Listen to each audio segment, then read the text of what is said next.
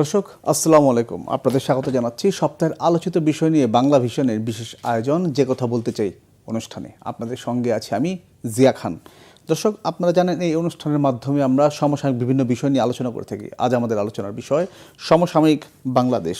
আর এই বিষয়টা নিয়ে আলোচনার জন্য আমার সঙ্গে স্টুডিওতে উপস্থিত রয়েছেন দুজন অতিথি। তারা হলেন ABM মোশাররফ হোসেন, প্রশিক্ষণ বিষয়ক সম্পাদক বিএনপি, এবং অ্যাডভোকেট আবু হেনা রাজ্জাকি, প্রধান নির্বাহী বাংলা ফাউন্ডেশন। আপনাদের দুজনকে স্বাগত জানাচ্ছি।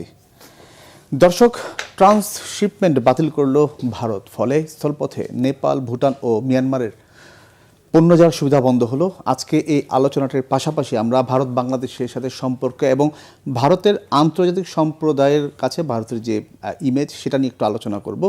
পাশাপাশি আমাদের যে নির্বাচন, রাজনীতি, এই বিষয়গুলো থাকবেই। তবে আলোচনার শুরুতে আমরা 1432 বাংলা নববর্ষ উদযাপন নিয়ে আলোচনাটা শুরু করব, কারণ এবারের মঙ্গল শোভাযাত্রার নাম পরিবর্তন করে রাখা হয়েছে বর্ষবরণ আনন্দ শোভাযাত্রা, এবং এবারের প্রতিপাদ্য ঠিক করা হয়েছে নববর্ষ ঐক্যতান, ফেসিবাদের অবসান।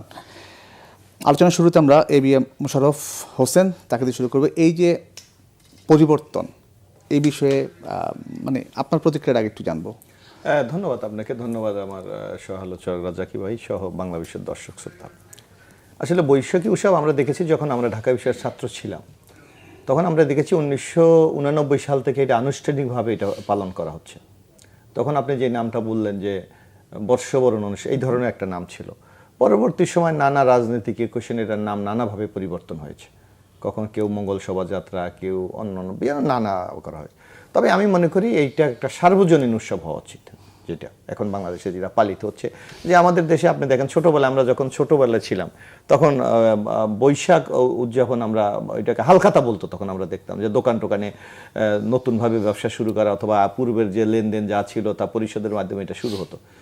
কিন্তু পরবর্তী সময় এটা একটা বাঙালির, যে আমরা যারা বাঙালি জাতি হিসাবে, এটা আমাদের একটা সংস্কৃতির একটা পার্ট হিসাবে এটা আমরা দেখতে পাচ্ছি। কিন্তু আমি মনে করি এটা উৎসবটাকে সার্বজনীন রাখা উচিত। এটাকে কোনো বিশেষ গোষ্ঠী বা কারোর স্বার্থে এটাকে ব্যবহার না করাই আমি মনে করি সবচেয়ে সর্বোত্তম। এবার আমি মনে করি যে এই নামটা দিয়েছে, এটা অনেকে নানাভাবে এটাকে বিশ্লেষণ করে। আমি মনে করি বর্ষবরণ এই নামটাই, আমি মনে করি যে একটা নতুন বর্ষ শুরু হয়েছে, সেটাকে অভিবাদন দিয়ে এই নামটা শুরু করা, আমি এটাকে যুক্তিসঙ্গত বলে আমি মনে করি। এবং আমি মনে করি এখানে রাজনীতির কোনো রং না দিয়ে বা বিশেষ কোনো গোষ্ঠীর স্বার্থকে সংরক্ষণ না করে সামগ্রিকভাবে উৎসবটাকে যদি আমরা আয়োজন করতে পারি, আমার মনে হয় সেইটাই একটা সার্বজনীনতা পাবে এবং মানুষ এটাকে সবচেয়ে বেশি গ্রহণ করবে বলে আমি মনে করি। ধন্যবাদ মোশাররফ ভাই। রাজনীতির রং না দেওয়ার উপর জোর দিয়েছেন মোশাররফ ভাই। রাজ্জাকি ভাই, একটা বিষয় এখানে যেটা বলা হয়েছে, রাজনীতির নামে জমিদারি শোষণের প্রতিবাদ জানাতে গড়ে তোলা হয়েছে ফেসিবাদের প্রতীক স্বৈরাচার শেখ হাসিনার প্রতিচ্ছবি। আর ভাই যে বিষয়টা বলেন, রাজনীতির রং না দেওয়ার উপর জোর দিয়েছেন। ইনফ্যাক্ট মোশাররফ ভাই যেটা বললো যে আমরা হালখাতার কথা যেটা বলি, আমরা একটু পিছনে যদি যাই, এটা কিন্তু সম্রাট আকবরের সময় শুরু হয়েছে। এই পহেলা বৈশাখটা কি ইস্যু জানেন? সেটা ইস্যুটা হলো এরকম যে গরিব যারা, ওদের কাছে ফসল উঠতো তখন এবং বিক্রির পর টাকা হাতে থাকতো, ওরা কর দিতে পারতো না। তখন রাজা এই বিধানটা করছে। সেই বিধানটা কি, ওদের সাথে এক বেলা খাবে এবং কর আদায় করবে। ওই যে রাজার সাথে বা সম্রাটের সাথে বেশি খাচ্ছে, এতেই পুলকিত। আপনি দেখবেন এখনো পিঠ পোছা দিয়ে হাত দিয়ে অনেক কিছু করতে পারে মানুষ যারা ধনাঢ্য। তো আসলে এটা কর আদায়ের একটা পদ্ধতি ছিল। সময়ের ব্যবধানে কি হয়েছে, এটা এখন আপনি মনে করেন ইনকাম ট্যাক্স, এই যে প্রসিডিউরটা চলে আসছে, ফলে ওই জায়গায় নাই। পরে এটার একটা উৎসব মুখর জিনিস করে ফেলছে ওই হালখাতা এবং বর্ষবরণ। এখন আপনি যেটা মিলাইছে, এই যে বললেন যে হ্যাঁ, এটা ওই যুক্তিতে মিলাইছে। ওখানে যেমন সম্রাট আকবর কৌশলে ট্যাক্স নিত এবং এক বেলা খাইতো, ওখান থেকে চালু হয়েছে। তো একই কায়দায় এটাকে যদি মনে করে যে, কারণ এই ফেসিজমবাদীরা যেটা করেছে বিগত 16 বছরে, বৈশাখী ভাতা বানাইছে, এটা বানাইছে, সেটা বানাইছে। ইনফ্যাক্ট এর ভিতরে তারা নোংরা রাজনীতি ঢুকছে। এই বৈশাখী বোম পুড়তো, বটমূলে বোম পড়তো, পড়ার তো কথা না, সব তো রাজনৈতিক হয়ে গেছিল। জায়গাটা পরিষ্কার রাজনৈতিক হয়েছিল। আপনি বোম মারবে কেন? এখানে দলমত নির্বিশেষে সবাই যায়। বোম আপনি মারেন, আমি মারি, কিংবা এক্সওয়াইজেড যারা প্ল্যান করুক, তারা তো মঙ্গল গ্রহের না। সুতরাং এটা পলিটিক্যাল বানাইছিল। সুতরাং সেখান থেকে সইরে আসা সিম্পল উৎসব যদি রাখতে পারেন, রাখেন, আলহামদুলিল্লাহ। এর বাইরে কিছু চিন্তা করা উচিত না। মানে সার্বজনীন যে উৎসব সেই জায়গাটা থাকবে, রাজনীতিকরণ যে জায়গাটা সেটা নিশ্চিত করা হবে। ধন্যবাদ রাজাকি ভাই, আমি মোশাররফ ভাই আপনার কাছে এবার একটু ট্রান্সশিপমেন্টে যে বাতিল সে বিষয়ে একটু যাচ্ছি, কারণ কদিন আগে আমাদের প্রধান উপদেষ্টার সঙ্গে নরেন্দ্র মোদীর একটা বৈঠক হয়েছে এবং সেখানে যে ইঙ্গিতটা ছিল আন্তঃযোগাযোগ নেটওয়ার্কের একটা ইঙ্গিত সেখানে নরেন্দ্র মোদী দিয়েছিলেন আর কি, যতটুকু আমরা জানি। কিন্তু এই দুদিন না ঘুরতেই এই ট্রান্সশিপমেন্টটা বাতিল করা হলো, এর পিছনে কারণটা কি? মানে না, আপনি এটা দেখেন, আমরা আগে দেখেছিলাম যে ভারতকে কিন্তু আওয়ামী লীগ সরকার যখন ক্ষমতায় ছিল বিগত শেখ হাসিনাতে, সেই সরকার কিন্তু অনেক আগে ট্রান্সশিপমেন্ট দিয়ে দিয়েছে, একদম বা যেটা বা ট্রানজিট আমরা বলি, এটা দিয়েছে। কিন্তু আমরা বলেছিলাম যে ট্রানজিট এবং করিডোর হাব হিসেবে তারা দেখে দিয়েছে। কিন্তু আপনি দেখবেন আমরা বারবার, আমাদের একটা অভিযোগ ছিল যে আমরা কখনো আমাদের যে ন্যায্য হিস্যাটা, মানে যেই ধরনের ট্যাক্স পাওয়া দরকার, আমরা সেটা কিন্তু পাইনি। এবং আমরা আওয়ামী লীগের আমলে এটাও দেখেছিলাম, শেখ হাসিনার আমলে, যে তারা একটা আমাদের যখন আমাদের রাস্তা ব্যবহার করে, বাংলাদেশ ব্যবহার করবে, তখন একটা নির্দিষ্ট একটা ট্যাক্স কিন্তু তারা নির্ধারণ করে দিয়েছিল। কিন্তু আওয়ামী লীগ সরকার থেকে তখন বলা হয়েছিল যে আমার বন্ধুত্বের নিদর্শন স্বরূপ আমরা কেন এত টাকা নেব, 700 কত টাকা আমার যতটুকু মনে আছে, যে কিন্তু সেখানে আমরা কিন্তু অল্প কয়েক পয়সার মাধ্যমে আমরা দিয়েছি। তারপর ভারতের সাথে আওয়ামী লীগের আমাদের একটা বন্ধুত্বপূর্ণ একটা সম্পর্ক তারা বজায় রাখার চেষ্টা করেছিলেন, নিজের দেশের স্বার্থকে বিকিয়ে দিয়েও। কিন্তু এখন শেখ হাসিনার এই যে পতন, এটাকে কিন্তু ভারত কোনোভাবে সহজভাবে মেনে নেয়নি। আপনি দেখেন 5 তারিখ পর নানাভাবে আমাদের দেশকে একটা ব্যান্ডিং করার জন্য একটা মৌলবাদী দেশ হয়ে যাচ্ছে, এখানে জঙ্গিরা এসে অবস্থান করছে, এখানে সংখ্যালঘু সম্প্রদায়ের উপর নির্যাতন করা হচ্ছে, নানা কল্পকাহিনী কিন্তু তাদের মিডিয়াগুলো প্রতিনিয়ত প্রচার করে যাচ্ছে। এবং আমাদের আসলে বাংলাদেশের চিত্র কি, আপনারা তো গণমাধ্যমে আছেন, ভারতের প্রচারণার সাথে আমাদের প্রচারণা বাস্তবের কি কোনো মিল আছে? কোনো মিল নেই। আমি মনে করি যে কোনো সময়ের চেয়ে হিন্দুরা এই আমলে অত্যন্ত, মানে হিন্দু বলতে সংখ্যালঘু যারা আমাদের, অত্যন্ত ভালো অবস্থান আছে, এবং তারাও বিবৃতি দিয়ে বলেছে যে কোনো সময় চেয়ে আমরা ভালো আছি। অর্থাৎ বাংলাদেশের এই পরিবার শেখ হাসিনাকে চলে যাওয়াটাকে এটা কোনোভাবে মেনে নিতে পারেনি, যার জন্য আপনি দেখেন যে 5 তারিখের পর আমাদের দেশে ভিসা বন্ধ ভারতের সাথে। অথচ দেখেন বাংলাদেশের কিন্তু বাণিজ্যিক ক্ষেত্রে আমাদের ব্যাপক একটা ঘাটতি তাদের কাছে আছে, যে ভারত ব্যাপক জিনিস বাংলাদেশে রপ্তানি করে, কিন্তু আমাদের রপ্তানির আমি ফিগারটা এক্স্যাক্টলি এই মুহূর্তে বলতে পারি তুলনামূলক কম, অনেক কম। অনেক কম। তারপরও কিন্তু আমরা একটা সুসম্পর্ক আমরা প্রতিবেশী আমরা রেখেছি, কিন্তু হঠাৎ করে দেখেন আজকে ভিসা বন্ধ। আজকে এখন আবার এই যে দেখেন আপনি ট্রান্সশিপমেন্ট তারা বন্ধ করে দিয়েছে। অথচ আপনি দেখেন বাংলাদেশে তাদের একটা পণ্যের বাজার, আমরা শুধু তাদের 24 কিলোমিটার ব্যবহার করে আমরা নেপাল এবং ভুটানে আমরা পণ্য পাঠাই, সেইটাও তাদের আজকে তারা বাতিল করে। অর্থাৎ ভারত, আপনি যদি এই দক্ষিণ ভারতে বিশ্লেষণ করেন, কোন দেশের সাথে একটা ভালো সম্পর্ক আছে? চীনের সাথে তাদের সম্পর্ক খারাপ, পাকিস্তানের সাথে বৈরতা তো সেই সৃষ্টির পর থেকেই, বিশ্বের একমাত্র হিন্দু রাষ্ট্র নেপাল, সেখানেও তাদের সাথে সম্পর্ক নাই, শ্রীলঙ্কা তাদের সাথে, ছোট্ট একটি দেশ, সম্প্রতি কানাডার সাথে যে সম্পর্কটা, ওইটা তো বাইরে বলছে প্রতিবেশী, ছোট্ট একটি দেশ হলো আপনার মালদ্বীপ, মাত্র 4 লক্ষ লোক। অর্থাৎ এই সাউথ এশিয়ায় আমরা দেখেছি যে কোন দেশের সাথে তারা সুসম্পর্ক রাখতে পারেনি, কারণ তাদের মনের মধ্যে একটা মোরল দাদাগিরির একটা অ্যাটিটিউড আছে, যে তারা সবাইকে ডমিনেট করবে, কেউ তাদেরকে কোনো ডমিনেট করুক বা কোনো সম্পর্ক ভালো হোক, এটা তারা কখনো চায় না। আজকে বাংলাদেশের যে পরিবর্তন, বাংলাদেশের নিজের পায়ে দাঁড়াতে চাচ্ছে, এটা তাদের জন্য সবচেয়ে একটি মাথা ব্যথার কারণ। যার জন্য আপনি দেখেন এই যে এই ট্রান্সশিপমেন্ট বাতিলের করে তারা একটা খুবই একটা, আমি বন্ধুপ্রতিম রাষ্ট্র হিসাবে খুব হীনমন্যতার পরিচয় দিই। ধন্যবাদ মোশাররফ ভাই। আপনি যে বিষয়টা দিয়ে শেষ করলেন সেটা দিয়ে আমি একটু রাজ্জাকের কাছে যাব। এই যে বাংলাদেশ পুনরায় ঘুরে দাঁড়ানোর যে চেষ্টা, সেটা বারবার ব্যাহত হচ্ছে। আমরা যদি দেখি যে ভারতের সর্বশেষ তারা মিডিয়া যে তাদের যে প্রপাগান্ডা, সেটা আমরা দেখেছি, তাদের যে সেনাপ্রধান তার যে নেতিবাচক মন্তব্য বাংলাদেশ ঘিরে দিয়েছে, এবং সীমান্তে কাটা তার বেড়াও দেওয়া হয়েছে। এবং আমি এখানে আরেকটু আপনাকে দেখবেন যে বাংলাদেশের প্রতি তাদের আচরণটা কত অমানবিক। আপনি দেখেন তাদের সীমান্ত নেপালের সাথে, এখানে একদিন প্রতিদিন গুলি হচ্ছে, আমি সেই জায়গাতে চায়না দেখেন সেখানে গুলি করতে সাহস পাচ্ছে, পাকিস্তান গুলি করার সাহস পাচ্ছে, অর্থাৎ প্রতিদিন দেখেন আমাদের সীমান্তে কিন্তু গুলি করে তারা মানুষ হত্যা করছে। আমি সেই জায়গাটি একটু রাজ্জাকের কাছে যাব আর কি। এই যে একের পর এক লাস্ট এই যে ট্রান্সশিপমেন্ট যে বাতিল, একের পর এক বাংলাদেশকে ঘিরে যে বিষয়গুলো, ইন্ডিয়ার ব্যারিয়ার্সগুলো আসছে, কি হবে আসলে? আমি প্রথমে বলতে চাই, যদি আমি বাংলাদেশ এবং ভারত, মানে এই দুইটা দেশ যদি এই মুহূর্তে ধরি, তাহলে ভারত একটা সিনিয়র কান্ট্রি। সিনিয়র কান্ট্রি বলতে 47 সালে পাকিস্তান হলো, তারপরে বাংলাদেশ হইল, সেটার সিনিয়র দেশ। আমার মনে হয় তাদেরকে আমরা ডিপ্লোমেসি শিখাবো, সেই জায়গাটা আমরা নাই। আমি তাদের মতো যদি ধরি, 2 নম্বর 2020 সালে এই চুক্তিটা হয়, এই ট্রান্সশিপমেন্ট যেটা, এই ট্রান্সশিপমেন্ট চুক্তি যখন হয়েছে তখন নিশ্চয়ই দুই পক্ষের স্বার্থ দেখছে।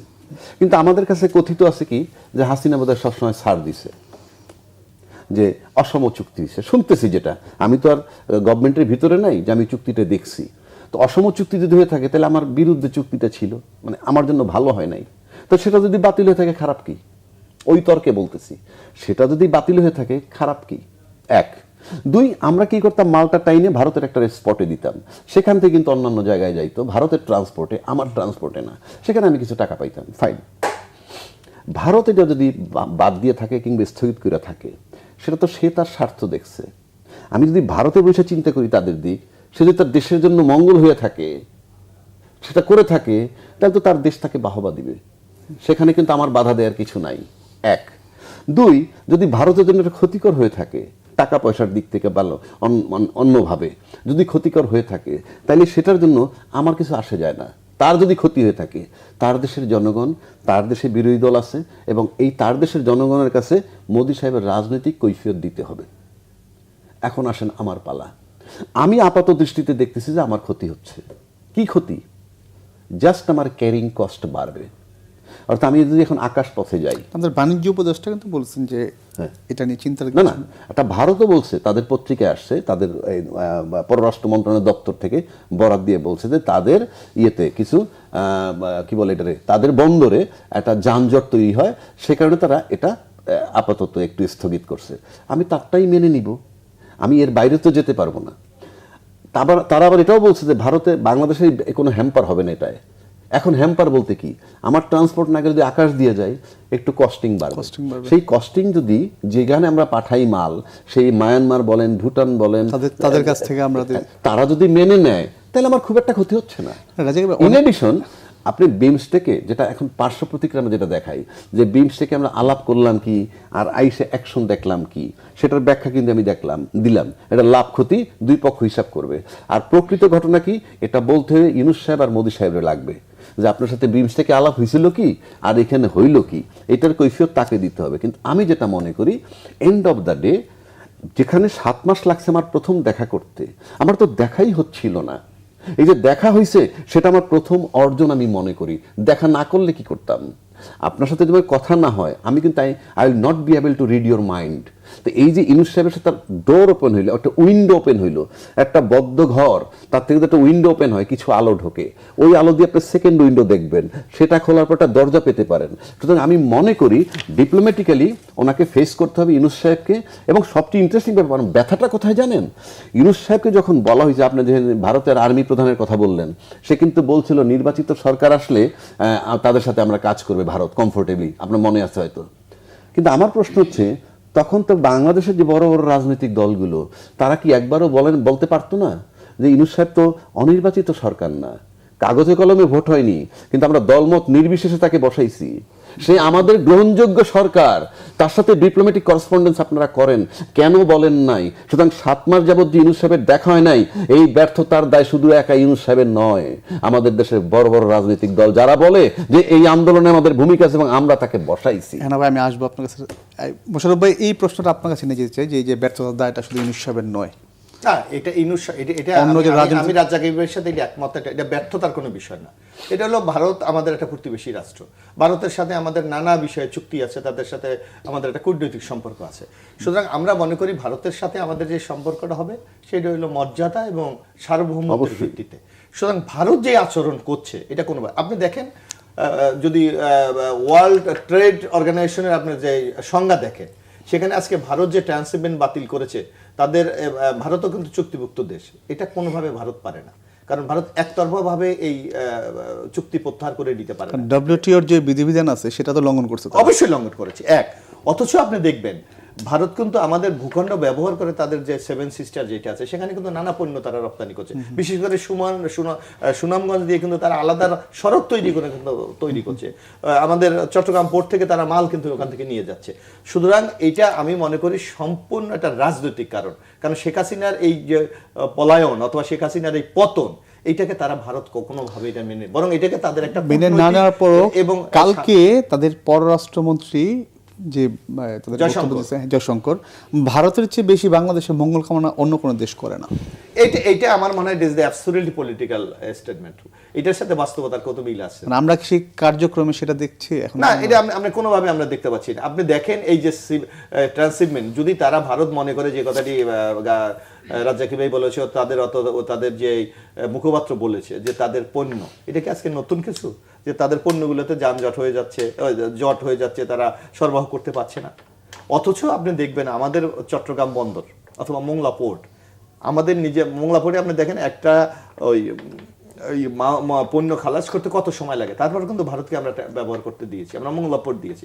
অর্থাৎ এইটা একটা কূটনৈতিক সম্পর্ক এবং বন্ধুত্বের একটা নিদর্শন। ধন্যবাদ মোশাররফ ভাই। তারা যে কাজটি করেছে আমরা মনে করি এটা সম্পূর্ণ একটা ইন্টারন্যাশনাল যে রুলস আছে সেই রুলস ভায়োলেশন করে বাংলাদেশের প্রতি একটা প্রতিশোধ তারা নিতে চাচ্ছে, যাতে অর্থনৈতিকভাবে বাংলাদেশ ক্ষতিগ্রস্ত হয়। ধন্যবাদ। এই যে প্রতিশোধ নিতে চাচ্ছে, কারণ আমাদের প্রধান উপদেষ্টা সম্প্রতি চীনে গিয়ে যে 7 সিস্টার্সের বিষয়ে কথা বলেছেন, পাশাপাশি লালমোহনের আমাদের যে একটা এয়ারপোর্ট, সেখানে যে ঠিকাদার নিয়োগ, পাকিস্তানি ঠিকাদার নিয়োগ, চায়না ইনভেস্টমেন্ট এবং তাদের যে চিকেন নেক রয়েছে 20 কিলোমিটার দূরে, অনেক বিষয়ে কি অঙ্ক মিলিয়ে এই জায়গাটা তারা আসছে?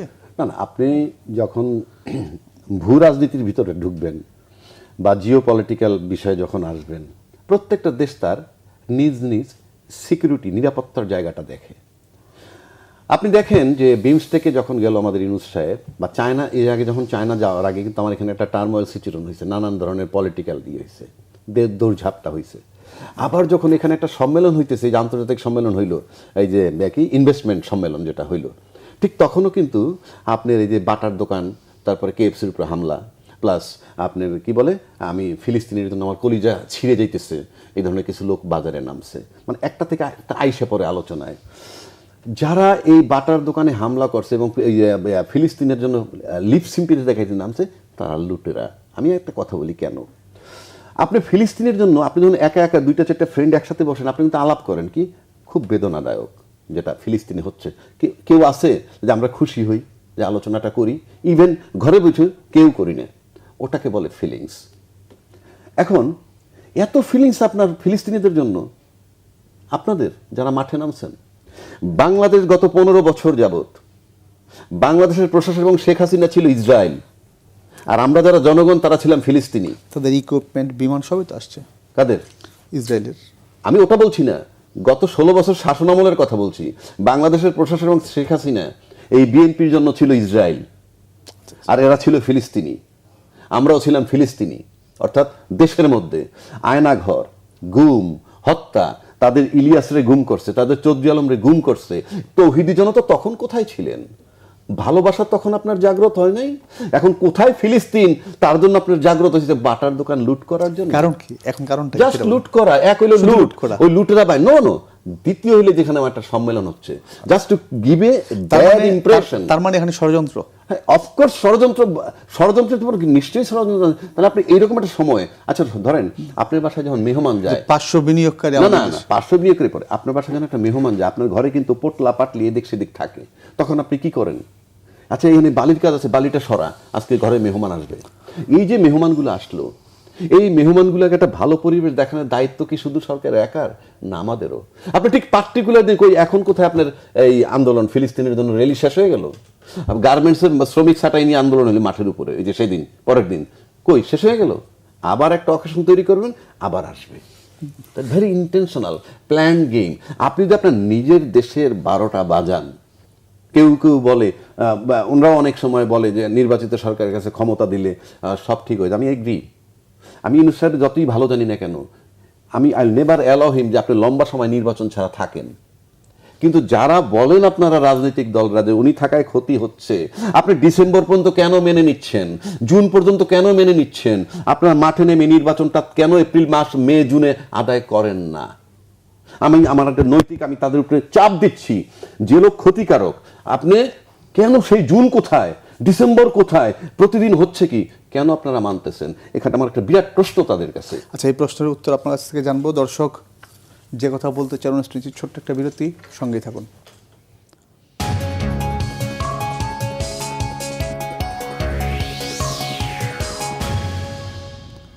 দর্শক, বিরতির পর আবারও স্বাগত। যে কথা বলতে চাই অনুষ্ঠানে। রাজাকি ভাইয়ের কথাটার মানে তার যে প্রশ্ন, আমি আসবো আপনার কাছে, তার আগে আমি একটু মোশাররফ ভাইয়ের বক্তব্যটা শুনে আসি। আপনারা রাজাকি ভাই যে ইঙ্গিতটা করছেন যে আপনারা সেই দাবিটা আদায়, অর্থাৎ নির্বাচন ডিসেম্বর কিংবা জুন খুব দ্রুত আদায়ের জন্য আপনারা কেন এখনো আন্দোলন কিংবা রাস্তায় নামছেন না, এই বিষয়টা দেখেন, আপনি একটা বলেন শেখ হাসিনা পতনে, বিশেষ করে শেখ হাসিনা পতনের পরে বাংলাদেশ ছাত্র গণ আন্দোলন আমরা যেটা বলি, সেটা বাংলাদেশের মানুষের কিন্তু একটা সেন্টিমেন্ট আছে। বিএনপি কিন্তু এই সেন্টিমেন্টকে ধারণ করে, যার জন্য মানুষ মনে করছে যে শেখ হাসিনা যে ধ্বংসস্তূপের উপর বাংলাদেশটাকে রেখে গেছে, সেখান থেকে উত্তরণের জন্য আমাদের সংস্কার দরকার। এটা আমরা অস্বীকার কেউ করি না, এটা বল।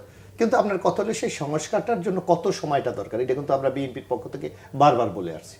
দেখবেন আমাদের বিরুদ্ধে একটা ন্যারেটিভ দাঁড় করানো চাচ্ছে, বিএনপি ইলেকশন ছাড়া কিছুই বোঝে না, এটা বলার চেষ্টা করছে। মানে বিএনপির বিরুদ্ধে একটা জনমত তৈরি করার জন্য কোনো কোনো মহল চেষ্টা করছে।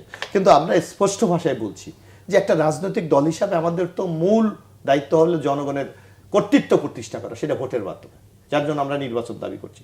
পাশাপাশি কিন্তু সংস্কারের আমরা বিরোধিতা করছি না, আমরা বলছি যে যেটা প্রয়োজনীয়, যৌক্তিক বলছে। যৌক্তিক শব্দটার কোনো ডেফিনেশন কিন্তু সরকার দিচ্ছে না। আমরা কিন্তু বলছি যে একটা নির্বাচন করার যৌক্তিক সময়ের ডেফিনেশন এখন পর্যন্ত দিচ্ছে না, কিন্তু আমরা যৌক্তিক কি দরকার এটা কিন্তু আমরা বলছি। আমরা বলছি একটা নির্বাচন করার জন্য একটা সংস্কার তো একটা দীর্ঘমেয়াদী প্রক্রিয়া, কিন্তু আপাতত নির্বাচন করার জন্য যেটা দেয় সেটা হলো নির্বাচন কমিশন আর প্রশাসন, এর বাইরে কিন্তু অন্যগুলো হয়।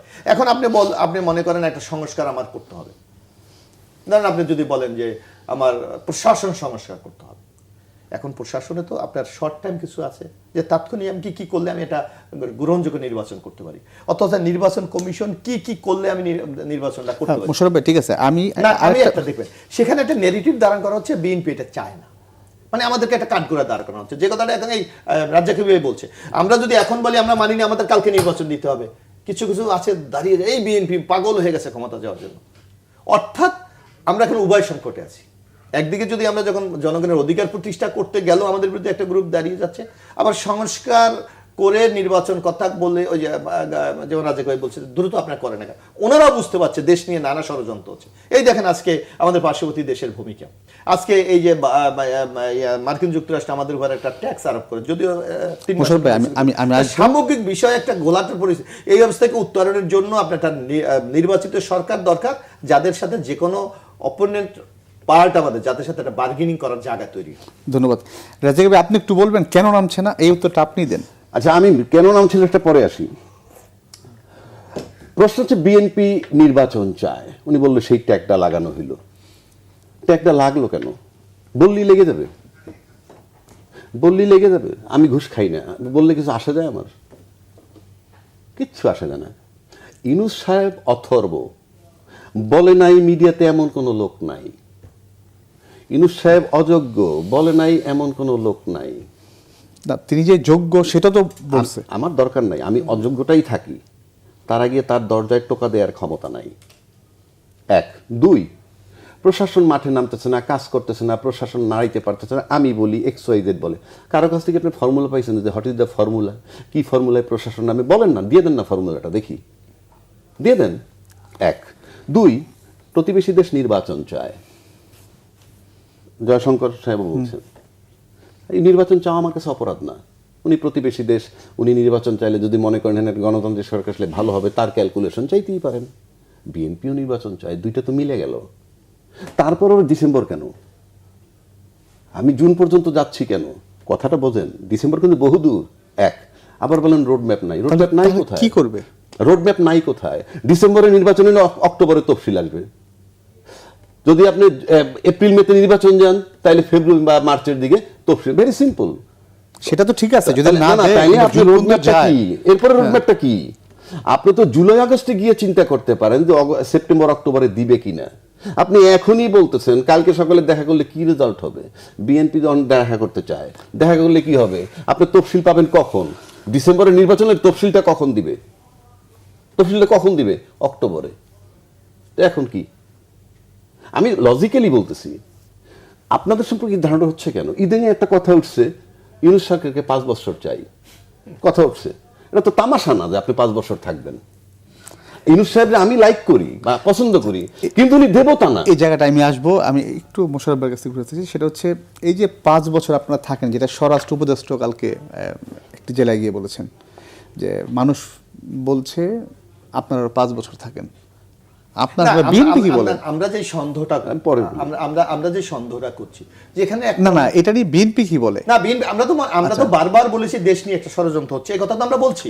আপনারা তো এটা লক্ষ্য করছেন যে আমরা বলেছি যে একটা বিশেষ একটা ষড়যন্ত্র হচ্ছে, কেউ ক্ষমতায় থাকার একটা তাদের খায়েশ আছে, কেউ আবার বাংলাদেশকে একটা ব্যর্থ করে দেওয়ার জন্য চেষ্টা করছে। তা সামগ্রিকভাবে বাংলা এই অবস্থা থেকে উত্তরণের একটা পথ আছে কি, জনগণ যদি মনে করে আমার মালিকানার সরকার, তাহলে জনগণকে তো আমরা কি অ্যাক্ট করবো। আর ইনুস সাহেব একটা মানে খুব অভিজ্ঞ লোক, যোগ্য লোক, তার গ্রহণযোগ্যতা আছে, আমাদের কোনো আপত্তি নেই, এটা নিয়ে আমরা স্বীকার করি যে, এবং আমরা বারবার বলেছি ইনুস সাহেবকে ব্যর্থ হতে দেওয়া যায় না, কারণ আমরা ইনুস সাহেব ব্যর্থ হলে আগামী বাংলাদেশ ব্যর্থ হবে। তাইলে আপনি এখানে কি আমরা কি চাচ্ছি? আমরা চাচ্ছি এই যে জনগণ আপনি দীর্ঘ 15 বছর ভোট দিতে পারে না, একটা রাজনৈতিক দল বা একটা নির্বাচিত সরকার যদি ক্ষমতায় আসে, আপনি দেখবেন একটা সাংগঠনিক যেমন যদি আজকে আপনি ধরেন হাইপোথেটিক্যালি বিএনপি আগামী দিনে হয়তো রাষ্ট্র ক্ষমতার দায়িত্ব পেল, বিএনপির একটা সাংগঠনিক কাঠামো আছে, ইউনিট থেকে শুরু করে কেন্দ্র পর্যন্ত। আজকে যদি বাংলাদেশে এই দেখুন প্রশাসন সেটা ঠিক আছে, আমি একটু স্পেসিফিক একটা প্রশ্ন আপনাকে করি, আপনারা কি মনে করেন যে এই সরকার 5 বছর থাকতে পারে? না, এইটা যদি আপনি করতে যায় কোনো মহল কোনো তাহলে দেশের চরম সর্বনাশ আপনি ডেকে আনবেন, এটা নিশ্চিহ্ন ভাবে আপনি বলা যায়। কারণ তাহলে আপনি যারাই ষড়যন্ত্র ছকটা আঁকছে তাদেরকে আপনি সহযোগিতা করছেন, তাদেরকে আপনি ওই ফাঁদে পা দিয়ে বাংলাদেশটা একটা ভয়ঙ্কর পরিণতির দিকে বাংলাদেশকে নিয়ে যাচ্ছে। অনেকে তো এও বলছে যে বিএনপিকে নিশ্চিহ্ন করার যে চক্রান্ত যেই থাকতে পারে, কারণ জাতীয়তাবাদী ফোর্সের বিরুদ্ধে, জাতীয়তাবাদী শক্তির বিরুদ্ধে পৃথিবীর ইতিহাস দেখেন আজীবনই ষড়যন্ত্র হয়েছে। ধন্যবাদ। আমি একদম শেষ দিকে তো আমি এই আমি থামিয়ে দিয়েছিলাম আপনাকে, সেই 5 বছর থাকার যে বিষয়টা, সেটা তো বিভিন্ন জায়গা থেকে এবং স্বরাষ্ট্র উপদেষ্টা কালকে এই বিষয়টা না, মোশাররফ একটা কথা বলছে, দেশ নিয়ে ষড়যন্ত্র। ষড়যন্ত্র তো 2 ধরনের হয়, একটা হলো দেশ নিয়ে ষড়যন্ত্র, আর একটা ক্ষমতায় যাওয়ার ষড়যন্ত্র। ক্ষমতায় যাওয়ার ষড়যন্ত্র কিন্তু দেশ নিয়ে ষড়যন্ত্র না। দেশ নিয়ে ষড়যন্ত্র কিন্তু দেশের লোক করে না, দেশ নিয়ে ষড়যন্ত্র কিন্তু অন্যান্য দেশ লাগে। আর আমার দেশের ভিতরে যেটা রাজনীতি যদি আসি, আমার ক্ষমতায় যাওয়ার সিঁড়ি। এখন আসেন 5 বছর ক্ষমতায় থাকার যে বিষয়টা, 5 বছর ক্ষমতায় থাকবেন কে বলছে? XYZ, মিস্টার রাজ্জাকি বলছে, মিস্টার শারজিদ আলম বলে, মিস্টার কুতুবুদ্দিন বলে, হু আর দে? এটা তো ধার হয় কেন? মানে তারা যে বলতেছে 5 বছর থাকা দরকার এই সরকার, কথাটা কিন্তু খুব ধার হয়, ওজন হয়। তারা কিন্তু দল না, অ্যাজ অ্যান ইন্ডিভিজুয়াল। আর সবচেয়ে বড় দল বিএনপি, তার সাথে জামাতের মতো দলও আছে। আবার আওয়ামী লীগ যেটা পতিত সরকার, তাদের কিন্তু একটা ব্যাপক আছে, আমরা শুনি।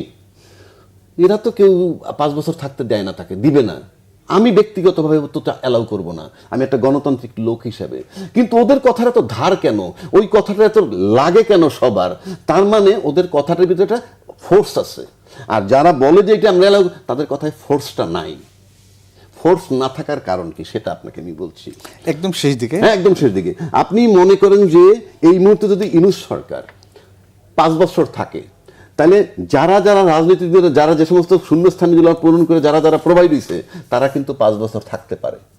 কিন্তু নির্বাচন হয়ে যদি কালকে সরকার বদল হয়ে যায়, আমি আসি বা উনি আসুক, তাহলে কিন্তু যারা সেট হয়েছে সেটিংটা নষ্ট হবে। সুতরাং হয় বিএনপি ডাইরেক্ট ক্ষমতায় আসতে পারলে এক জিনিস, আর না আসতে পারলে ওই যারা যে জায়গাটায় বসে আছে তারা চিন্তা করবে আমার এই জায়গাগুলো নষ্ট হয়ে গেলে আমার প্রবলেম। সুতরাং মাঠে আন্দোলন করার লোকও তারা পাবে না। নাইলে যত বড় দাপট তাদের, আমি তো ব্যক্তিগতভাবে বারবার বলতেছি মাঠে নেমে নির্বাচন নেন। আপনি নামছেন না কেন? ইউনূস সাহেবের প্রতি আমার এত সফট করার দরকার কি? দেশ রসাতলে চলে যাবে যদি লম্বা সময় থাকেন, তো আমি ডিসেম্বর পর্যন্ত দিব কেন, জুন পর্যন্ত দিব কেন? ধন্যবাদ। একদম মাঠে নামেন, নির্বাচন করেন। ধন্যবাদ আপনার দুজনকে বাংলা ভিশনে আসার জন্য। দর্শক, যে কথা বলতে চাই আজ এ পর্যন্ত, আবার দেখা হবে আগামীকাল একই সময়। সবাই ভালো থাকুন, সুস্থ থাকুন। আল্লাহ